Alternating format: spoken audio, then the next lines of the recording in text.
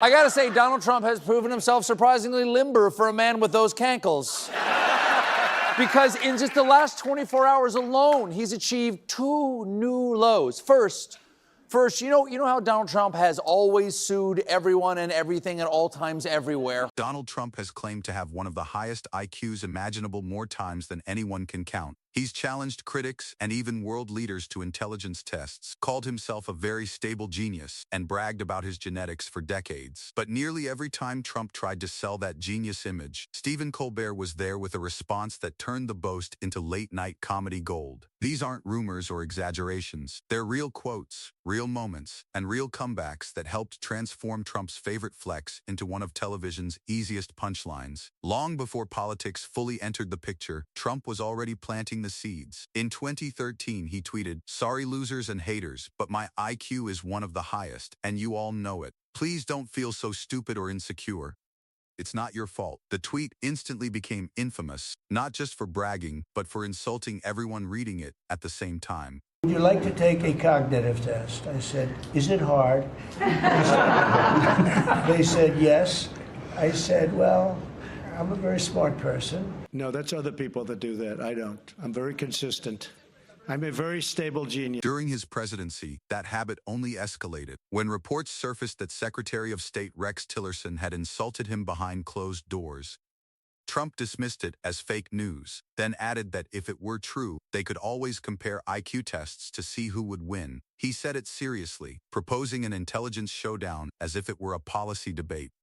Then, in January 2018, as critics questioned his mental fitness for office, Trump delivered one of his most quoted lines ever, insisting that his 2 greatest assets were mental stability and being like, really smart. He didn't hedge, joke, or walk it back. He doubled down, cementing the persona that Colbert and others would later dismantle not with insults, but by simply replaying Trump's own words and letting the absurdity speak for itself. He said he'd gone from successful businessman to TV star to president on his first try, and by his own logic that didn't make him smart, it made him a genius.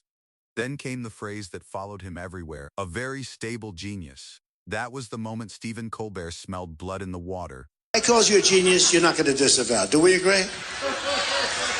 Only a stupid person would disavow, not a genius.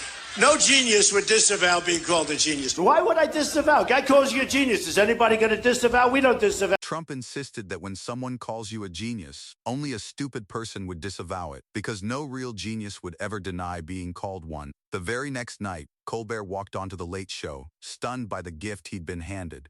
The President of the United States, Colbert said, had just declared himself a genius, and not just any genius, but a stable genius, which he assumed meant someone smart enough to live in a barn. The audience erupted, but Colbert didn't stop there.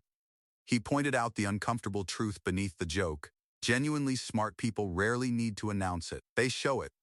He joked that Einstein never tweeted, "Sorry losers," but ECQMC, deal with it. What made the moment land wasn't just the punchline, it was the accuracy.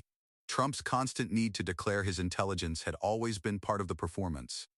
When Trump challenged Rex Tillerson to compare IQ tests, Colbert devoted an entire segment to it, calling it like challenging your own employee to a fight in the parking lot, because even if you win, you still lose. Then he twisted the knife, joking that he was pretty sure Mensa doesn't accept applications written in crayon, earning a standing ovation. But the most unforgettable moment came in 2020, after Trump took a cognitive assessment and couldn't stop bragging about it. Colbert opened his show calmly repeating, "Person, woman, man, camera, TV." Then he looked at the audience and asked, deadpan, "I just passed, am I president now?" The laughter was deafening because the joke wasn't exaggerated at all. Colbert didn't need to invent anything. He simply reflected Trump's own words back to him, and that was more than enough. Trump had truly treated a basic memory prompt like proof of genius, and that's the pattern. Every time Trump insists he's brilliant, Colbert turns the insistence itself into the punchline. Trump has attacked Colbert repeatedly, calling him unfunny, talentless, and worse. But that only strengthens the cycle. Every angry response becomes tomorrow's monologue. Every defensive post becomes fresh material. The more Trump demands the world recognize his genius, the easier it becomes for late night to show the insecurity underneath it. Every quote in this video is real. Every claim is documented. Every response is based on actual moments. No staged confrontations, no fake dialogue, just Trump's own words colliding with comedy and the public record. If you want more breakdowns of real political moments like this, subscribe, hit the notification bell, and stay tuned because this stable genius saga keeps writing itself.